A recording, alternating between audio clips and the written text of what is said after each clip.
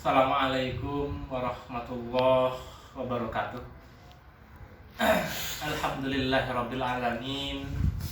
Wassalatu wassalamu ala asrofil anbiya wal mursalin wa ala alihi wa ashabihi wa man tabi'ahu bi ihsanin ila yaumiddin. Amma ba'du.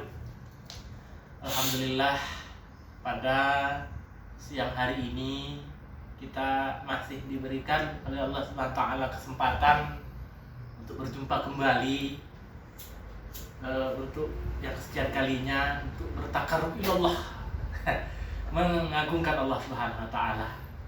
Judul kultum pada siang hari ini yaitu adalah berbuat amar ma'ruf nahi mungkar. Tentunya apakah itu amar ma'ruf nahi mungkar? Jadi amar ma'ruf nahi mungkar adalah mencegah keburukan dan amar ma'ruf itu membuat kebaikan dan mencegah keburukan. Contohnya apa? Contohnya, misalnya ada seseorang, mungkin dia suka mabuk-mabukan, lalu suka berzina, main perempuan dan sebagaimana dan sebagainya. Itu termasuk perbuatan mungkar. Nah, kita sebagai hamba Allah harus menegakkan kebenaran, yaitu bernahi mungkar, mencegahnya dengan cara apa? Dengan cara menegurnya, ya? Kita nasihati, kita kita beri pengertian, oh dosanya ini loh, misalnya akan di dunia akan diberi azab ini, akan begini dan seterusnya.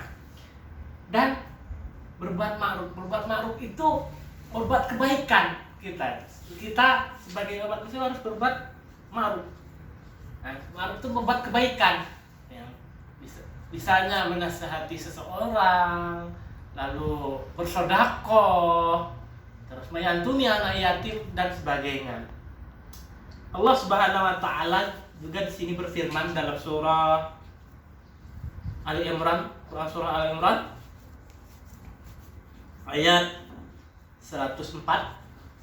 Wa takum minkum ummati yad'una ilal khairi wa ya'muruna bil ma'rufi wa yanhauna 'anil munkar wa ulaika humul muflihun. Yang artinya, dan hendaklah ada di antara kamu dan segolongan umat yang menyuruh kepada kebaikan, menyuruh kepada amal ma'ruf dan mencegah dari yang mungkar. Merekalah yang beruntung. Nah, maksudnya beruntung apa di sini dalam ayat ini? Maksudnya kita beramal ma'ruf, mencegah keburukan. Mencegah keburukan dengan mungkin kalau misalnya kita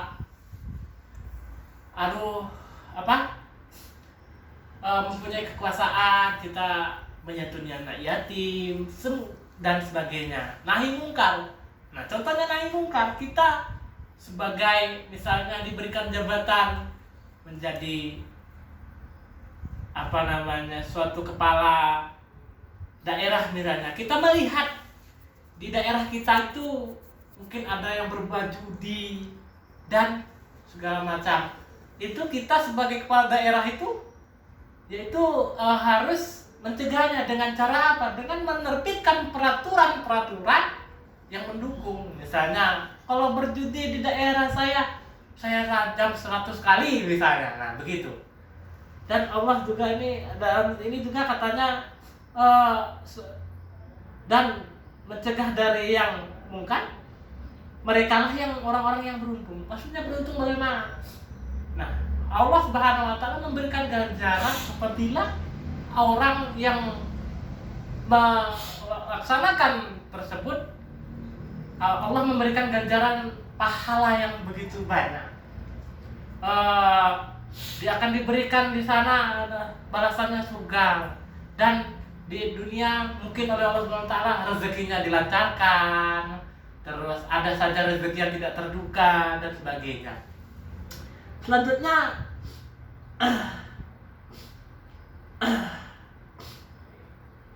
Allah juga berfirman dalam Quran surah Ali Imran ayat 110 yang artinya kamu adalah umat yang terbaik yang dilahirkan untuk manusia, untuk menyuruh kepada yang ma'ruf dan mencegah yang mungkar. Jadi kita ini umat, maksudnya ini, maksud Allah ini, kita ini sebagai umat Nabi Muhammad itu adalah umat yang terbaik, yang terpilih untuk menjaga, mencegah keburukan. Dengan kalau kita mempunyai kekuasaan, kita disenangkan untuk dengan peraturan-peraturan yang kita buat. Apabila kita tidak mempunyai daya, kita maka diingkari, bisa juga diingkari dengan hati dan mendoakan supaya si yang membuat kemungkaran itu segera bertobat dan sebagainya. Jadi di sini dari kesimpulan ini, marilah kita selalu berbuat baik sehingga itu mendapatkan pahala yang banyak. Lebih kurangnya mohon maaf. Bila taufiq wa hidayah. Assalamualaikum warahmatullahi wabarakatuh.